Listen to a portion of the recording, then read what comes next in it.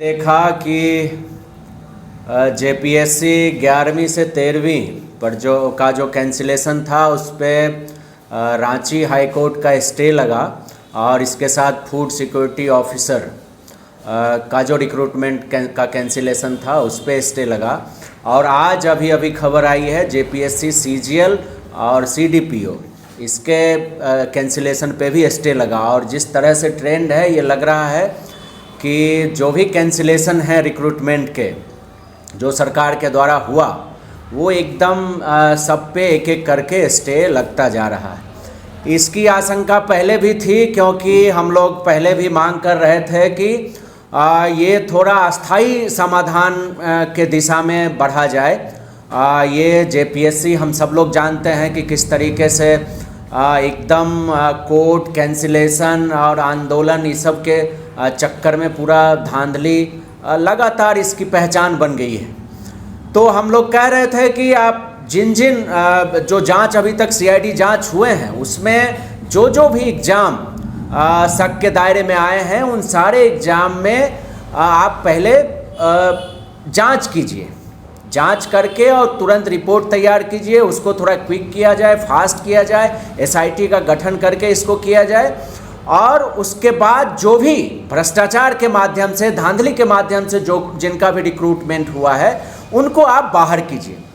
इस तरह से वेग तरीके से कैंसिलेशन हम उसका परिणाम हमारे सामने है, हम देख रहे हैं। इसीलिए हम लोग सरकार से मांग कर रहे हैं कि इस पे तुरंत फास्ट ट्रैक कोर्ट का गठन किया जाए, एसआईटी जांच करके तुरंत रिपोर्ट दे और जो भी इन सारे एग्जाम्स में जो भी धांधली के माध्यम से जिनका भी रिक्रूटमेंट हुआ है उनको बाहर किया जाए, उनको एक मतलब कहिए कि कॉम्बिंग तरीके से उसको अलग किया जाए जो धांधली के तरीके से रिक्रूटमेंट में गए हैं।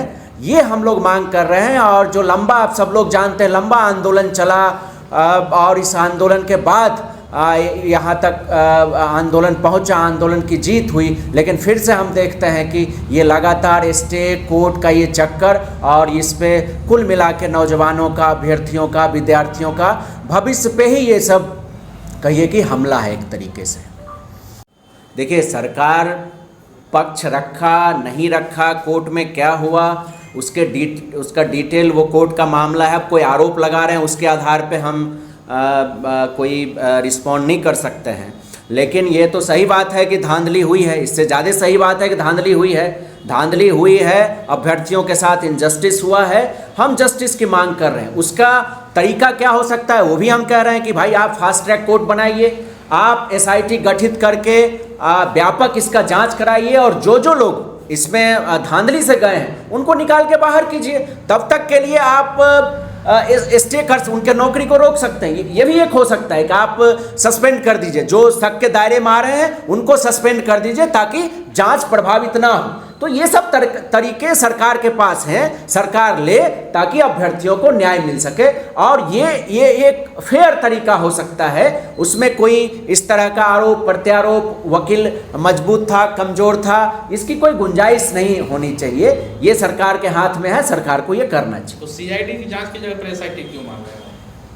देखिए एसआईटी नहीं, हम कह रहे हैं कि एसआईटी इसलिए गठित किया जाए क्योंकि इस शक के दायरे में लगभग 50 के आसपास रिक्रूटमेंट आते हैं, लगभग 50 के आसपास बहाली जांच के दायरे में है। तो इतनी बड़ी जांच के लिए आपको बड़ी टीम चाहिए, तभी आप समय सीमा के साथ आप जांच रिपोर्ट दे सकते हैं। तो इसलिए आप एसआईटी गठित कीजिए, बड़ी टीम गठित कीजिए ताकि इन सब की जांच समय सीमा के अंदर हो और समय से न्याय मिल सके।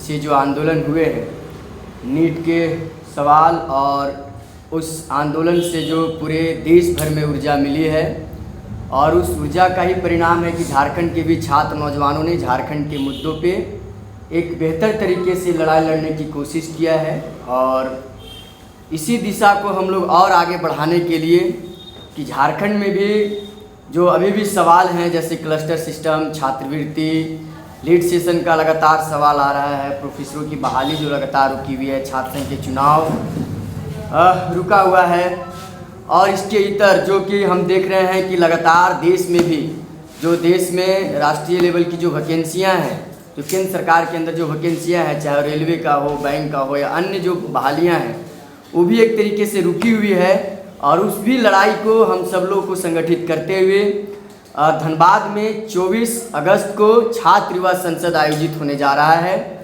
और इस संसद में जो आंदोलन के नेता रहे हैं, छात्र नेता, दिल्ली जंतर मंतर के आंदोलन के चर्चित नेत्री दानिश, जो जेएनयू के सचिव भी हैं, उसके अलावा बिहार से धनंजय हैं, झारखंड से कई लीडर्स हैं, यहाँ भी जो आपके जयपाल सिंह मुंडा स्टेडियम में जो चल रहे आंदोलन के कई चर्चित नेता शामिल होंगे।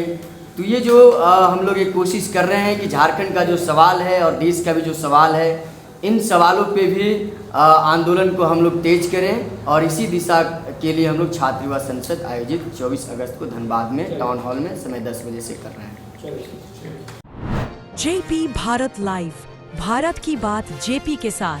वीडियो को लाइक करें, शेयर करें और चैनल को सब्सक्राइब करें।